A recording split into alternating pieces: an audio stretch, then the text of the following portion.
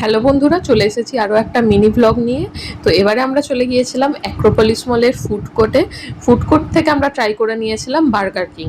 এর আগে আমি কখনো বার্গার কিংয়ের বার্গার ট্রাই করিনি, তো এটা আমার প্রথমবার যে বার্গার কিংয়ের বার্গার ট্রাই করব। আমরা একটা মিল নিয়ে নিয়েছিলাম যেটার প্রাইস পড়েছিল 484 রুপিস প্লাস ট্যাক্সেস।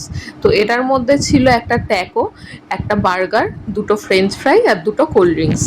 দুটো ফ্রেঞ্চ ফ্রাইজের মধ্যে আমরা একটা নর্মাল ফ্রেঞ্চ ফ্রাইজ নিয়েছিলাম আর একটা পেরি পেরি ফ্রেঞ্চ ফ্রাইজ নিয়েছিলাম।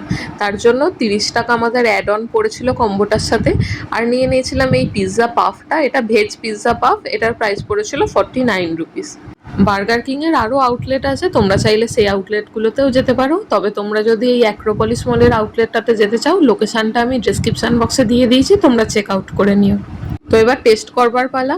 তো এখানকার সমস্ত খাবার দাবারই কিন্তু আমার খুবই ভালো লেগেছে। এই ট্যাকোটাও আমি প্রথমবার ট্রাই করলাম। ট্যাকোটার মধ্যে চিকেনের একটা প্যাটিস টাইপের দেওয়া ছিল, লেটুস দেওয়া ছিল, আর বাইরের যে আউটারটা ছিল সেটা খুবই ক্রিসপি ছিল।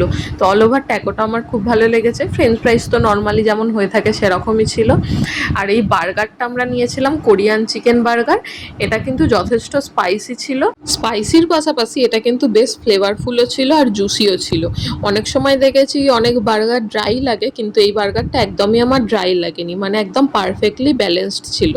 তারপরে এই পেরি পেরি ফ্রেঞ্চ ফ্রাইসটাও আমার খুবই ভালো লেগেছে। নতুনত্ব একটা ফ্রেঞ্চ ফ্রাইস ট্রাই করলাম। তারপর ছিল এই ভেজ পিৎজা পাফটা। তবে এটা আমার অতটাও ভালো লাগেনি, মানে পিৎজার যে ফ্লেভারটা সেটা পাওয়া যাচ্ছে, কিন্তু ভেজ বলে আমার অতটাও ভালো লাগেনি। তারপর আমরা ওয়াও কুলফি থেকে দুটো কুলফি নিয়ে নিয়েছিলাম। এই দুটো কুলফির প্রাইস পড়েছিল 99 করে পার কুলফি। কুলফি দুটোর ফ্লেভার ছিল শাহিগুলা বা 3 in 1। তো আজকের ভিডিওটা তাহলে এখানেই শেষ করছি। ভিডিও ভালো লেগে থাকলে লাইক, কমেন্ট, শেয়ার করে দিও। Stay safe and healthy. Tata.